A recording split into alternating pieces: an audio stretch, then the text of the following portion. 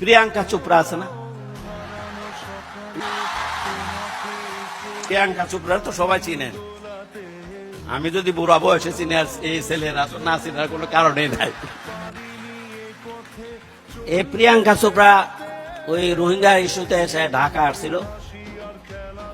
বাংলাদেশের যে কোনো অন্য দেশের রাষ্ট্রপতি, প্রধানমন্ত্রী এরা যদি আসে, তারা তো বিভিন্ন পর্যায়ে দেখা গেল সর্বশেষ রাষ্ট্রপতির অর্থাৎ বঙ্গভবনে আসে,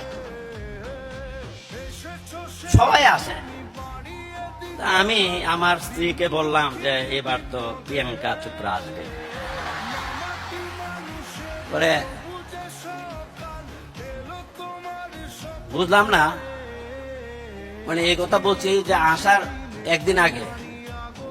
পরে শুনেছি সে নাকি টেলিফোন করে মাননীয় প্রধানমন্ত্রী বলছে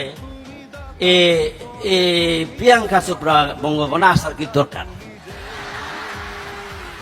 তার জন্য এটা জাস্ট কনস্পাইরেসি, ষড়যন্ত্র করে শেষ পর্যন্ত প্রিয়াঙ্কা চোপড়া আসা বঙ্গভবনে ক্যান্সেল, আসে নাই।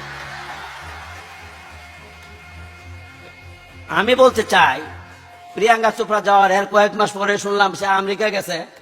তার সে 10 বছর না আরো বেশি, প্রায় 12-14 বছরের কম বয়সে কি নিক নাকি নাম এক ছেলে আমেরিকা, কম বয়সের ছেলের সে বিয়া করছে আমেরিকা গিয়া।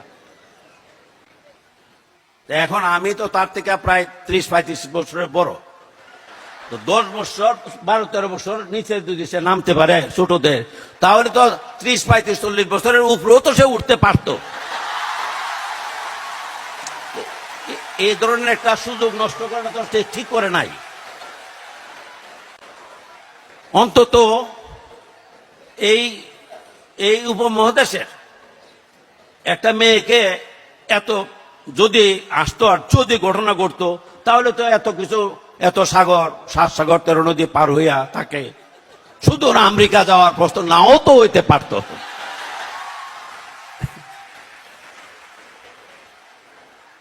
সবাই কি করা যায়, সবাই কপাল, ভাগ্য, কিছু করার নাই।